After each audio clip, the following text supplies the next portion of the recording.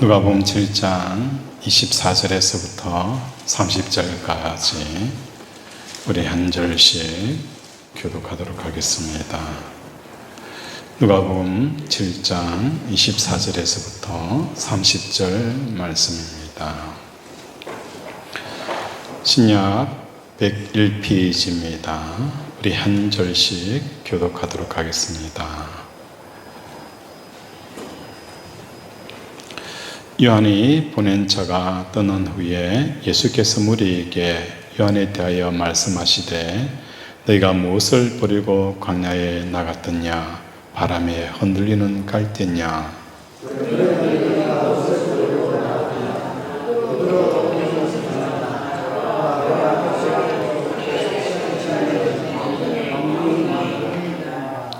그러면 너희가 무엇을 버리고 나갔더냐? 선지자냐? 옳다. 내가 너희에게 이르노니 선지자보다 훌륭한 자니라.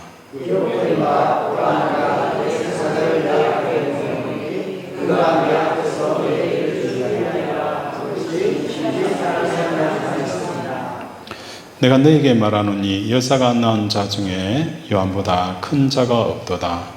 그러나 하나님의 나라에서는 극히 작은 자라도 그보다 크니라 하시니.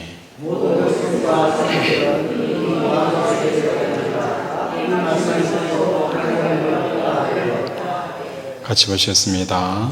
바리새인과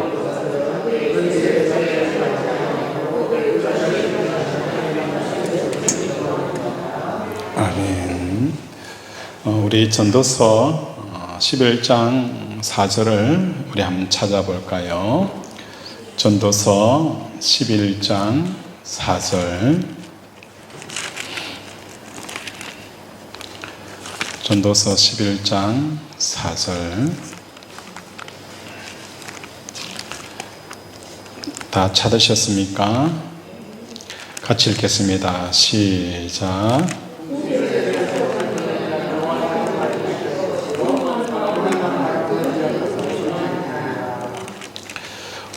전도서 11장 4절에 보면 풍세를 살펴보는 자는 무엇을 하지 못하는 거예요? 파종을 하지 못할 것이요 구름만 바라보는 자는 거두지 못하리라. 이게 오늘 인생을 살아가는 우리들에게 주시는 하나님의 메시지입니다. 풍세를 바라 살피는 자는 뭘 하지 못하는 거예요? 파종을 못해요. 지금 가을이라는 철을 맞이하여서 가을에 주로 무엇을 심어요? 배추나 무를 심게 되어져요. 그런데 비가 오게 되어지면 씨 뿌린 것이 어떻게 되어집니까? 다 소용이 없게 되어지는 거예요. 그래서 씨를 뿌리지 못하면은 결국은 추수 시기가 늦어지게 되어지는 겁니다. 구름을 바라보는 사람은 저 구름이 덮치면 수확을 할 수가 없게 되어진다는 거예요. 오늘 우리의 삶 가운데 하나님 주시는 메시지가 바로 이겁니다. 현실을 직시하면 뭐 하는 거예요? 아무것도 할 수가 없어요. 현실을 직시하는 사람은 아무것도 할 수가 없는 것입니다. 현실은 뭐 하는 거예요? 계산하는 것이 아니라 뭐 하는 거예요? 극복하는 거예요. 현실은 뭡니까? 이러이러하겠다라고 계산하는 게 아니라 현실을 극복하면서 나아가야 한다는 것입니다. 더 나아가서 현실은 바꾸는 것이 아니라 빠져나가는 것입니다. 우리가 등산을 할 때에 한 고지를 넘고 또 한 고지를 올라갑니다. 그러면서 이렇게 이야기를 하죠. 정말 지쳐서 더 이상 올라가지 못하겠다라고 우리가 힘들어서 말을 한번 탁 뱉잖아요. 뱉으면 어떻게 되어질까? 뱉는 순간 이 말을 누가 들어요?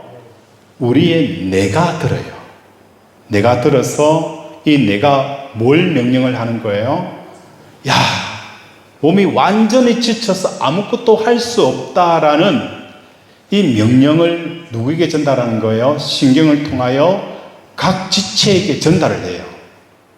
그 말을 뱉는 순간 이 사람은 뭡니까?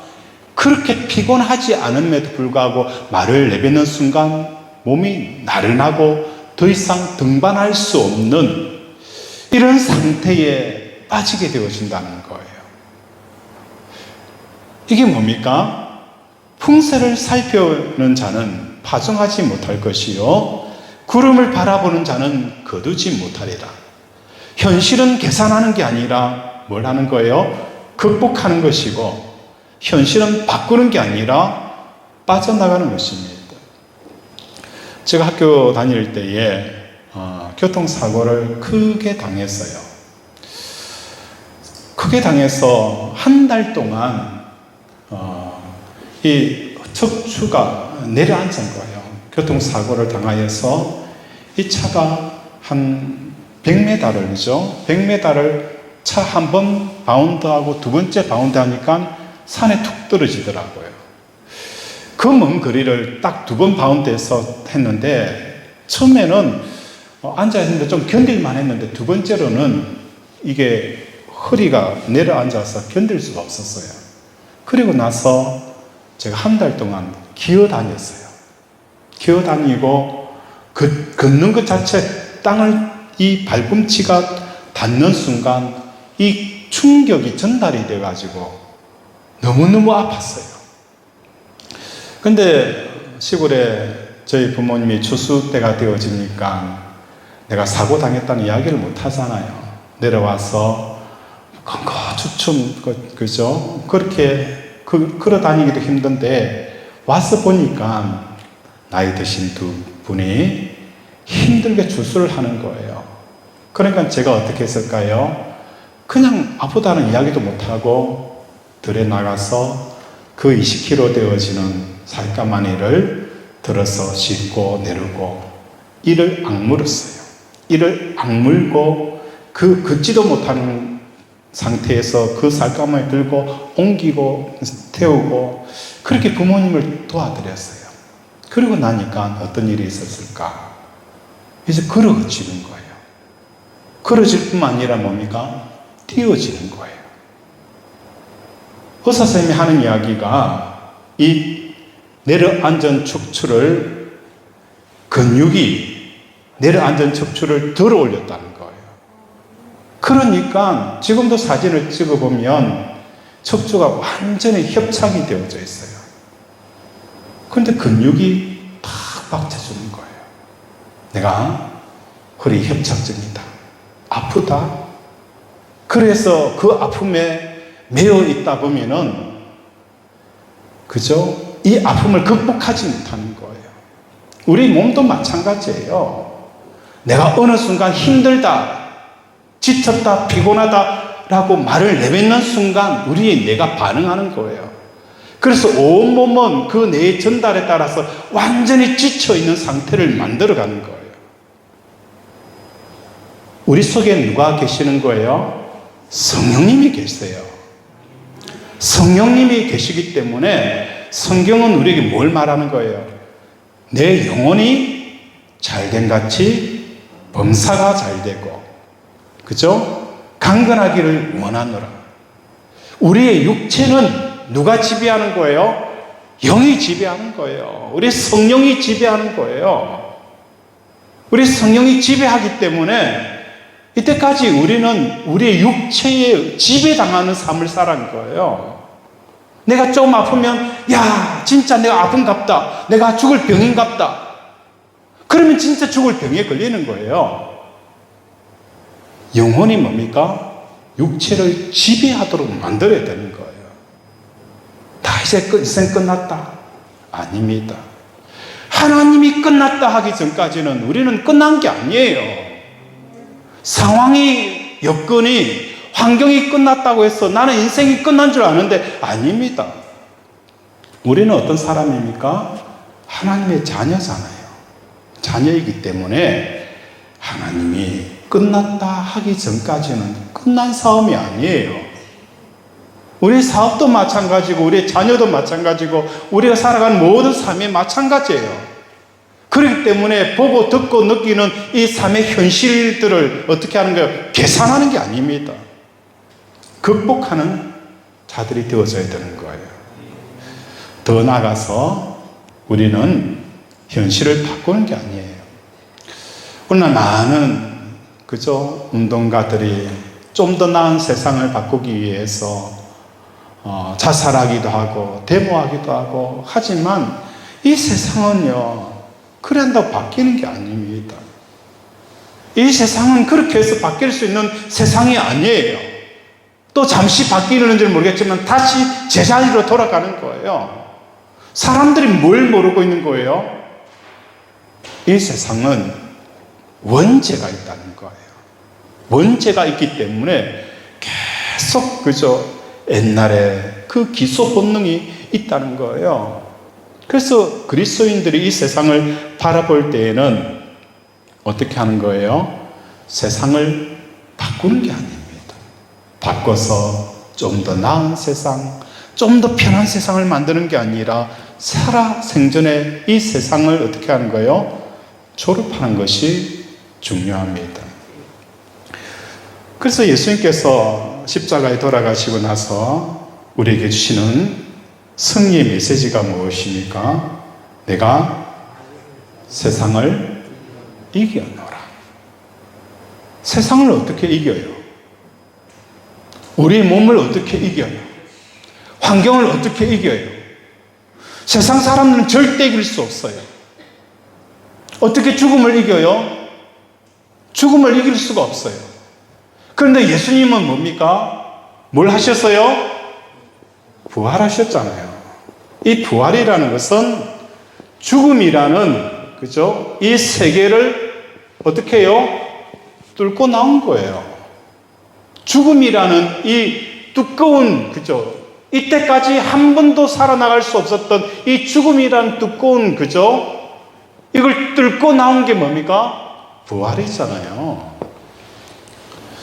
우리의 삶도 마찬가지입니다. 현실을 계산한 것이 아니라 뭐 한 거예요? 현실을 극복하는 저와 여러분 되어야 돼요. 상황을 계산하는 게 아니에요. 상황을 극복하는 거예요. 그죠? 그게 그리스도인들이에요. 세상에 대해서 우리는 졸업을 해야 되는데 우리가 죽어서 세상을 졸업하는 사람들은 바보들이에요. 우리는 어떤 사람이 있습니까? 살아 있으면서도 세상을 조기 졸업하는 그러한 사람들이 그리스도인이라는 것입니다. 세상을 졸업한다는 이 말은 구체적으로 우리가 적용해 보면 결혼한 사람은 뭐예요? 배우자를 졸업해야 합니다. 그죠? 부모들은 가장 큰 문제는 뭡니까? 자녀를 졸업하지 못해요. 평생 자녀에 매이는 거예요. 부모에 있어서 가장 큰 사명은 뭐라고요? 자녀에서 졸업하는 겁니다. 사업가는 무엇에서부터 졸업해야 되죠? 사업에서부터 졸업을 해야 합니다. 속담 가운데 이런 이야기가 있죠.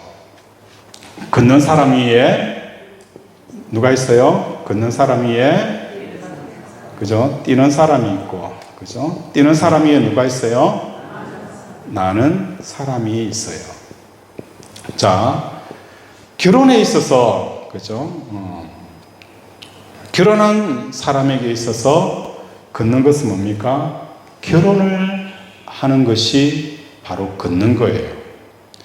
결혼을 하여서 자녀를 잘 키우는 사람은 이 걷는 자보다 뭡니까? 뛰는 자예요. 그리고 나는 자라는 것은 뭡니까? 아내와 남편에서부터 졸업하는 사람이 뭐예요? 나는 사람이라는 거예요. 사업을 할 때도 마찬가지예요. 막 사업을 시작한 사람은 어떤 사람이죠? 걷는 사람이에요. 그리고 뛰는 사람은 뭡니까? 이 사업을 해서 수익을 올리는 사람이 뭡니까? 뛰는 사람이에요. 사업하는 사람 입장에 봤을 때, 야, 나는 이제 오픈했는데 저 사람은 저만큼 수입을 올린다더라. 이 사람 입장에 보았을 때는 뛰는 사람이잖아요. 수입을 올린 사람 입장에 보았을 때 나는 사람은 어떤 사람입니까? 사업에 대해서 졸업을 한 사람이에요. 사업에 대해서 졸업한다는 것은 은퇴의 의미가 아닙니다. 뭘 하는 거예요? 사업하는 중에 사업에 대해서 뭡니까? 전혀 내 마음이 매몰되어지지 않는 상태를 만들어가는 것이 나는 사람이에요. 우리가 어릴 때 태권도 학원 한 번씩 다 다녀본 적이 있어요. 그죠? 있죠? 없습니까? 다들 문화적인 수준, 그죠? 하기야 뭐 사실 그때 먹고 살기가 바쁜데 무슨 태권도 학교도 다니고 있겠어요. 그죠? 태권도 수업을 하면 제일 먼저 가면 뭐 배웁니까? 그렇죠. 뭐 태극 일장이라든지 이걸 총칭해서 뭐라고 표현하고 있습니까? 품새를 배워요. 그죠? 찌르고, 그죠? 찌르고, 차고, 맞고, 찌르고, 차고, 맞고, 계속 이걸 연습을 해요. 품새를, 그죠? 끊임없이 하는 거예요. 자다가도 어떻게 해요? 찌르고, 맞고, 차고, 돌려차기. 이 품새를 계속 해요. 단수가 올라가면 올수록 어떻게 해요? 단수가 올라가면 올수록 이 품새가 늘어나요. 그리고 최고의 단수가 올라되어지면 사범이 뭘 가리킵니까? 뭘 가리키죠? 겨루기도 하고 최고의 단수가 올라가면 이 품새를 잊어버립니다. 잊어버리도록 계속 훈련시키는 거예요. 우리가 주먹이 날라올 때에 품새를 가진 사람은 뭡니까? 맞고 찔러요. 이제는 이 단수가 올라가게 되어지면, 그죠? 때릴 때에 품새는 맞고 찌르기예요. 그러나 고단수가 되어지면 지금 맞고 돌려차기가 될 수가 있는 거예요. 맞고 돌려차기가. 그러니까 이게 파기력이 있다는 거예요. 품새의 틀 속에 매여져 있다 보면 한정되어져요. 그런데 고수가 되어지고 고수가 되어지면 이때까지 있는 이 품새가 마음속에 머릿속에 지우는 거예요. 그리고 뭡니까? 그 상황에 이 품새와 상관없이 자유롭게 행동이 나오도록 만드는 것이 고단수의 태권도 훈련이라는 거예요.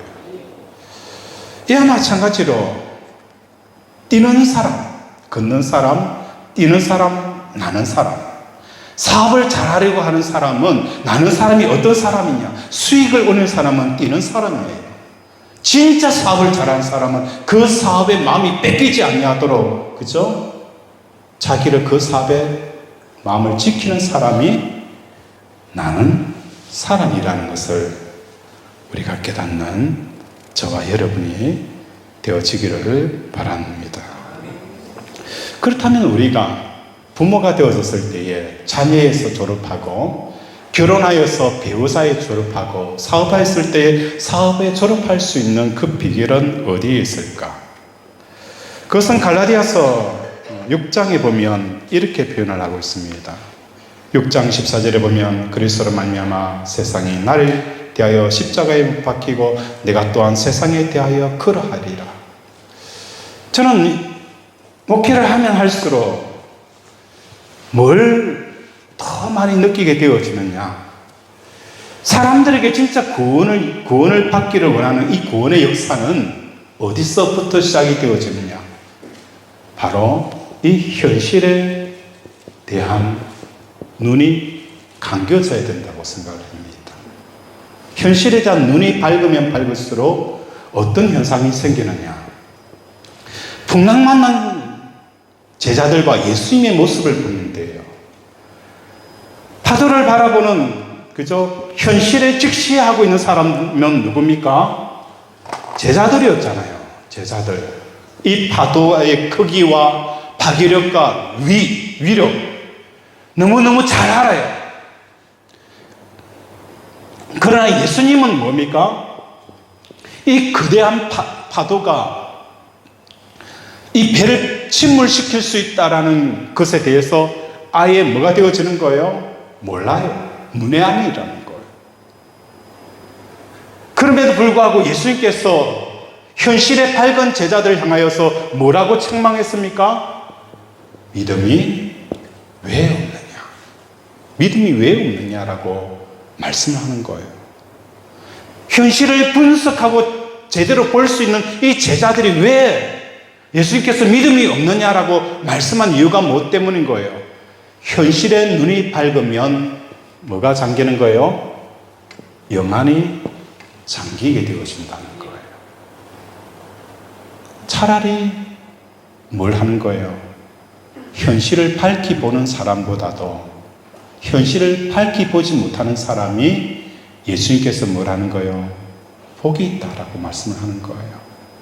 본다고 하는 자는 뭘 하는 거예요? 맹인이라는 거예요. 차라리 보지 못한다. 나는 보지 못하는 사람이 복이 있다라고 예수님께서 말씀하는 거예요. 내 형편과 사정과 상황에 대해서 눈이 밝으면 밝을 것으로 우리는 뭐 하는 거예요? 영적인 눈이 잠겨져 가는 거예요. 하나님이 어떻게 일하시고 이 상황을 통해서 뭘 말씀하시는지 내가 어떻게 해야 하는지 이것에 대해서 더 어두워진다는 거예요. 그래서 차라리 우리는 뭡니까? 현실에 대해서 눈을 감을 수 있는 여러분이 되어져야 되는 거예요. 그래야 할 때에 하나님께서 이 상황을 어떻게 이해하는지 이 현실의 눈을 감기 위해서 우리가 지난주에 뭘 했죠? 뭘 공부했습니까?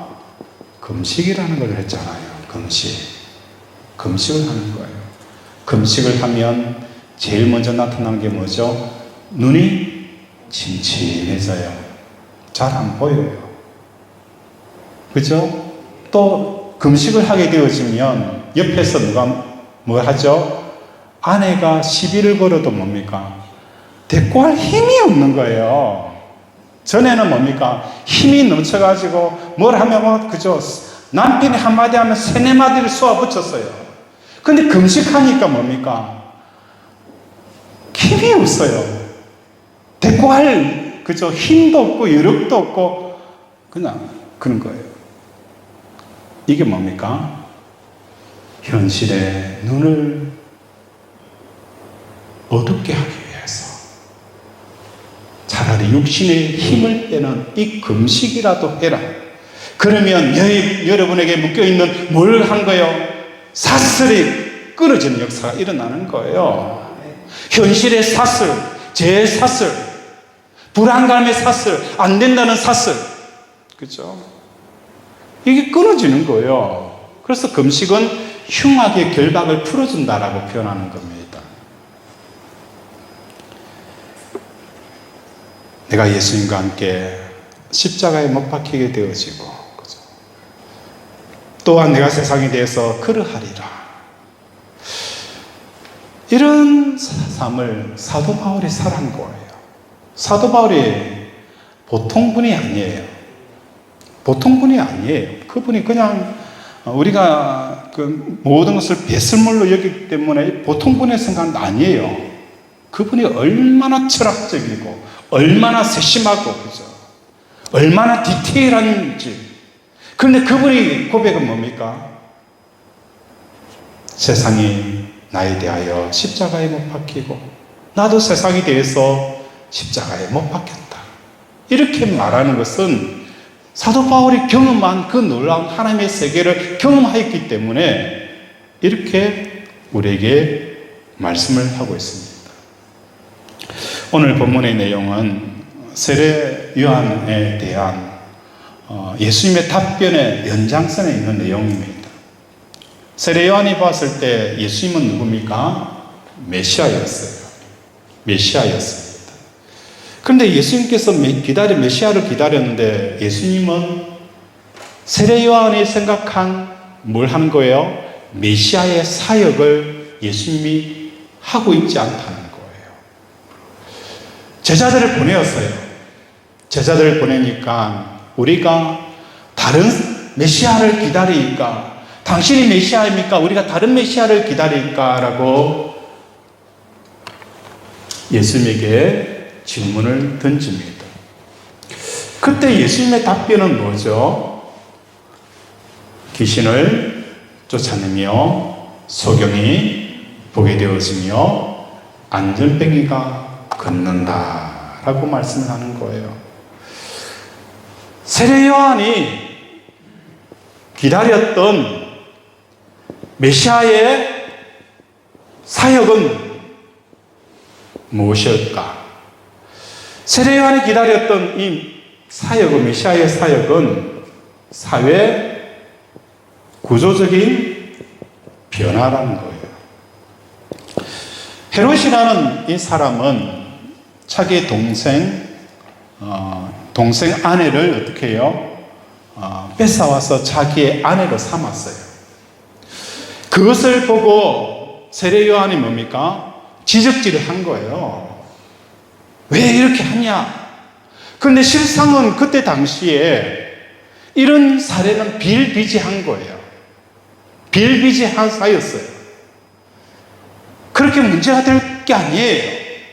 그런데 세례 요한은 이 헤롯에 대해서 지적질을 하게 되어지는 것은 그 속에 뭐가 있는 거예요? 하나님의 백성과 하나님의 나라에 사는 사람들에게는 사회 구조적인 변화가 일어나야 된다는 거예요. 정치가들, 또 경제 구조 속에, 사회 구조 속에 변화가 일어나야 된다는 거예요. 그런데 예수님은 이런 사회 구조적인 변화가 전혀 일어나지 않는 거예요. 헤롯이 회개하고 바리새인과 사두개인들과 대제사장들이 회개하는 이 전체적인 구조 틀들이 변화가 되어져야 되는데 예수님의 사역은 뭡니까? 이 구조적인 변화가 아니라 뭐예요? 개인적인 변화가 일어나고 있다는 거예요. 그래서 세례 요한은 우리가 다른 사람을 기다려야 됩니까? 라고 질문을 한 거예요. 그에 대해서 예수님께서는 뭐라고 표현하는 거예요? 개인적으로 한 사람 한 사람이 변화가 일어나야 된다는 것을 말씀을 하고 있는 거예요. 마태복음 18장 12절과 13절에 보면 예수님께서 이런 말씀을 하셨어요. 너희 생각에는 어떠하냐? 만일 어떤 사람이 양 100마리가 있는데 그 중에 하나가 길을 잃으면 이 99마리를 산에 두고 가서 잃은 양을 찾지 않겠느냐? 진실로 너에게 이르노니 만일 찾으면 길을 잃지 아니한 99마리보다 이것을 뭐해요? 더 기뻐한다 라고 말씀합니다. 이건 뭘 말하는 거예요? 예수님은 한 개인이 하나님의 만남을 통하여서 뭘 하기를 원합니까? 하나님으로 충만하게 기뻐하는 이 상태를 원하시는 거예요. 이걸 보면서 우리는 생각을 하게 되어집니다. 예수님의 사역의 포인트가 맞았느냐? 세례 요한의 사역의 포인트가 맞았느냐? 예수님의 사역의 포인트가 맞았다는 거예요. 사회 구조는 어디서부터 시작이 되어지는 거예요? 한 사람 한 사람이 하나님을 만날 때에 변화가 일어나는 거예요. 사회 구조가 바뀌는 거예요. 사회 구조 자체를 바꿀 수 있는 게 없는 거예요. 어떻게 해서 사회 구조가 바뀝니까? 한 사람 한 사람이 예수를 만나고 예수로 충만할 때 가능하다는 거예요. 나 같은 죄인 누가 지었어요? 나 같은 죄인.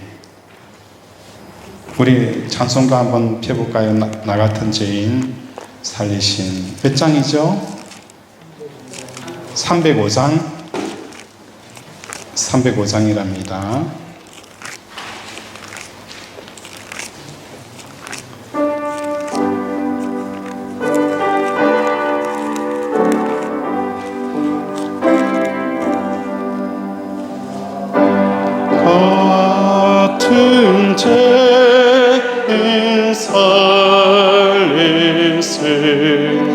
주는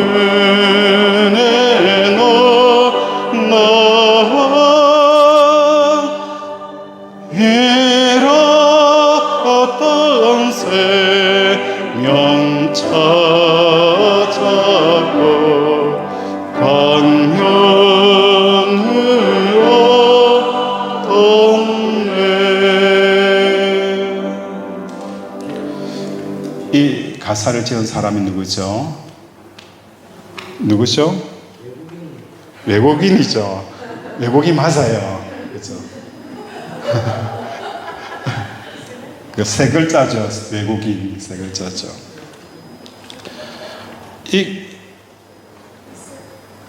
존 뉴턴이라는 사람이죠. 이 사람이 어떤 사람입니까? 아프리카의 흑인들을 잡아가지고, 그죠? 노예 상인이었어요. 노예 상인이었어요. 그죠? 사람을 파는 거예요. 근데 이 사람이 뭡니까? 변화가 되어진 거예요. 이 사람이 변화되어지는 거예요. 그러면 하나님을 만나니까 이 사람이 변화가 되어지는 거예요.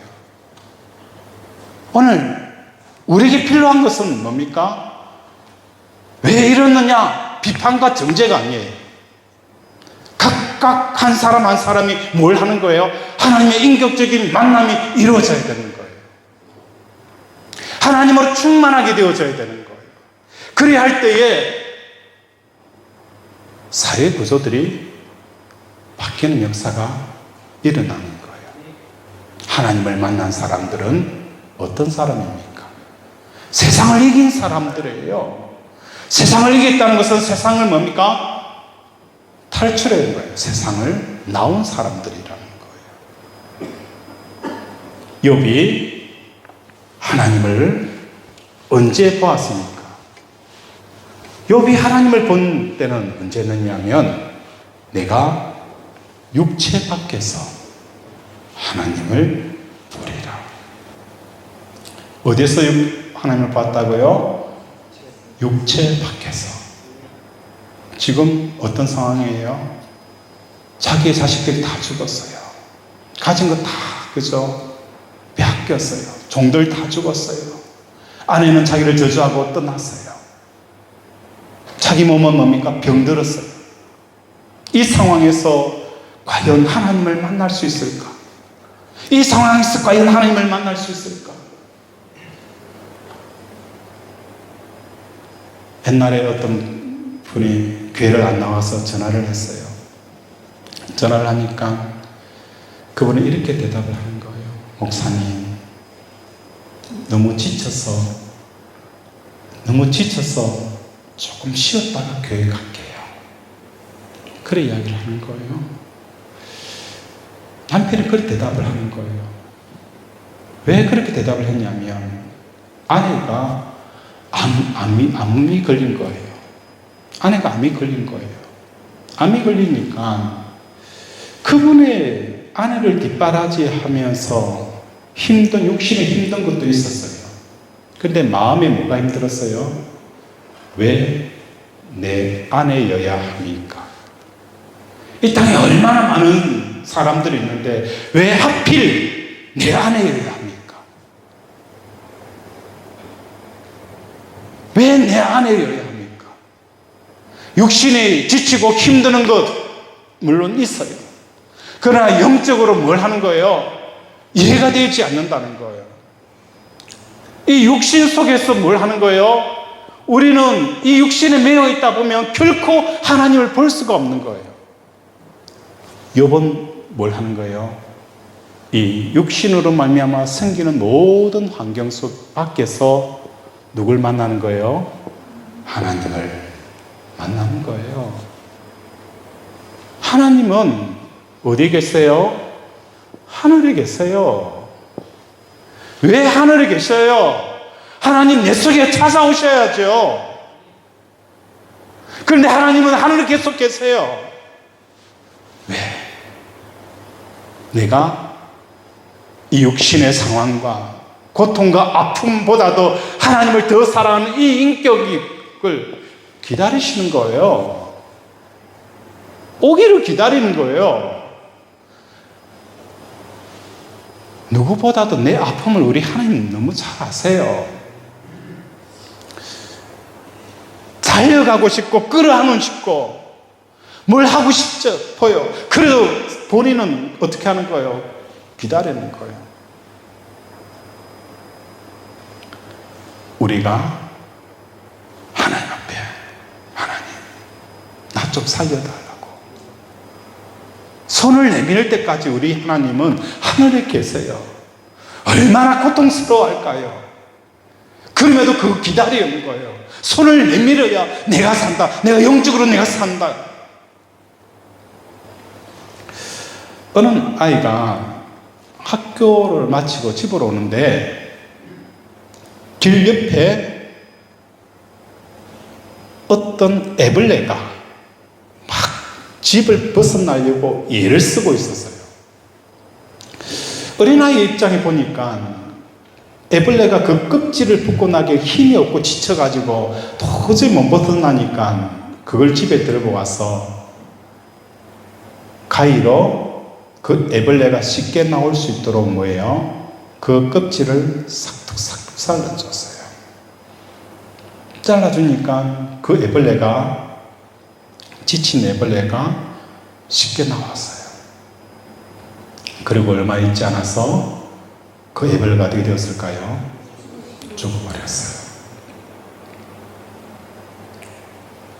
우리는 하나님께서 사랑이 없어서 잘라주지 않는 거 아니에요. 우리가 그걸 뚫고 나와서 우리 마음을 하나님 앞에 터치하는 것. 이게 뭡니까? 하나님을 인격적으로 내가 그분을 인정하는 거예요. 이 관계가 뭡니까? 있어야 우리가 신앙의 변화와 성장이 일어나는 거예요. 그래서 예수님은 사회 구조적인 변화를 통해 새로운 세상을 만들려고 한 게 아니에요. 한 사람 한 사람이 하나님으로 충만해야 된다는 것을 우리에게 말씀을 한 거예요. 세례 요한은 사람이 낳은 자 중에 가장 큰 자라고 했어요. 이 말씀을 뒷받침하는 것이 세례 요한의 신앙 패턴입니다. 우리가 누가복음 7장에 보면은 어떤 내용이 있어요? 7장에 보면은 시장에 대한 어떤 내용들이 있죠. 7장 몇 절입니까? 시장에 누가복음 7장 31절 있죠. 우리 한번 읽어볼까요? 시작.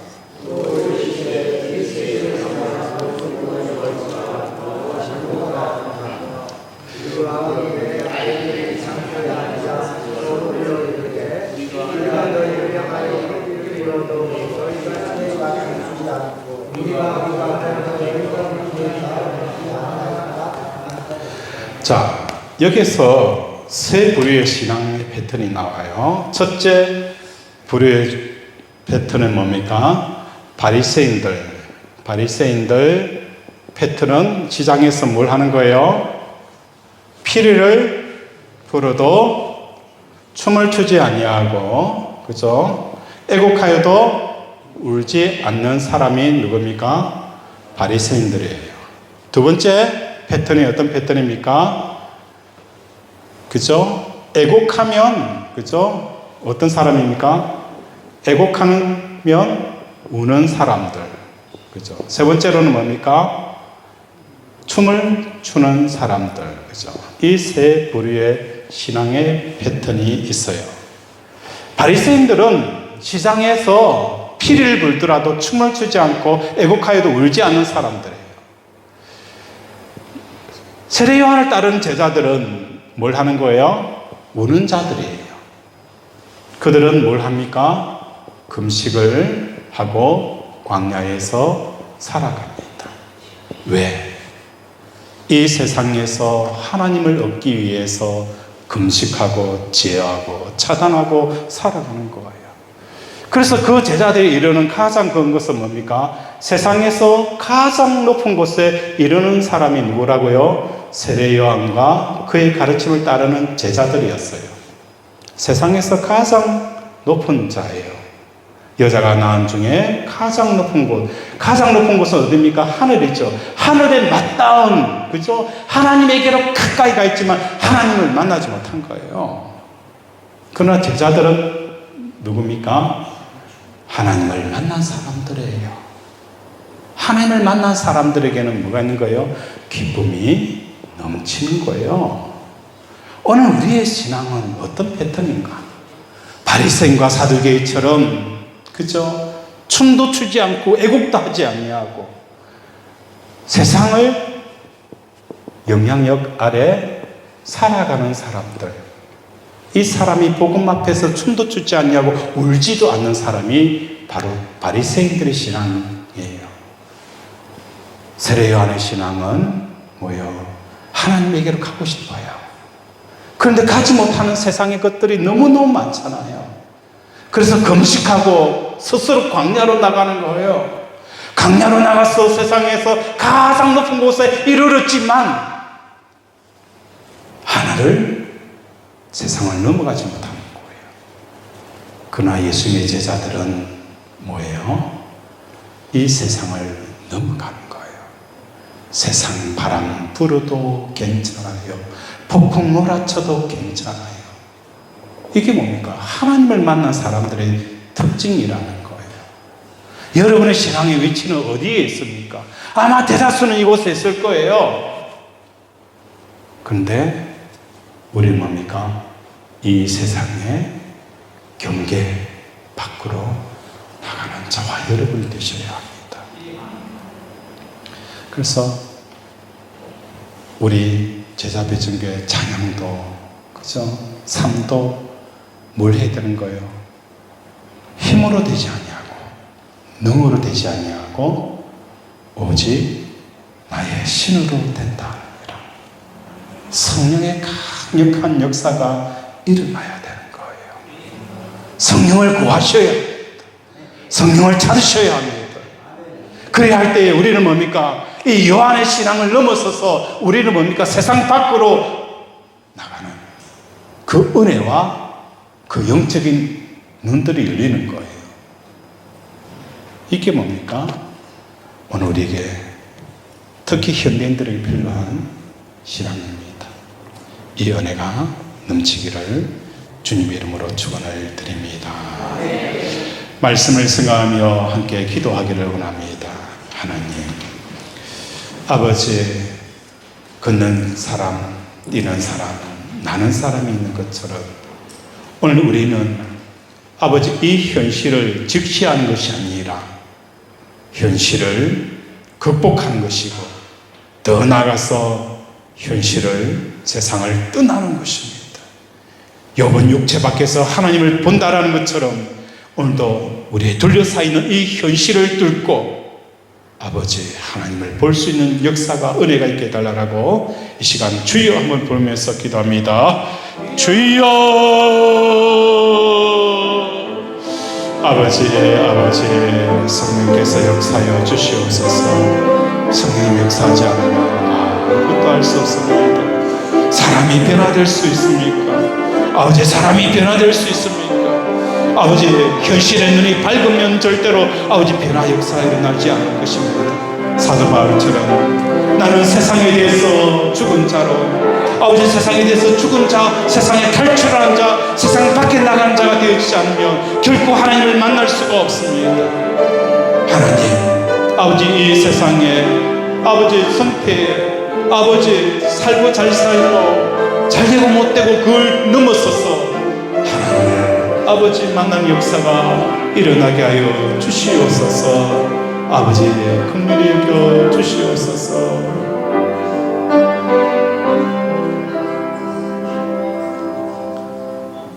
하나님 아버지, 오늘도 우리들에게 성령을 부어 주시옵소서. 힘으로 되지 않습니다.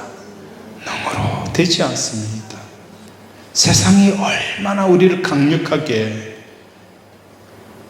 사슬로 매고 있는지, 아버지, 오늘도 이 사슬이 끊어지는 역사가 일어나게 하여 주시옵소서.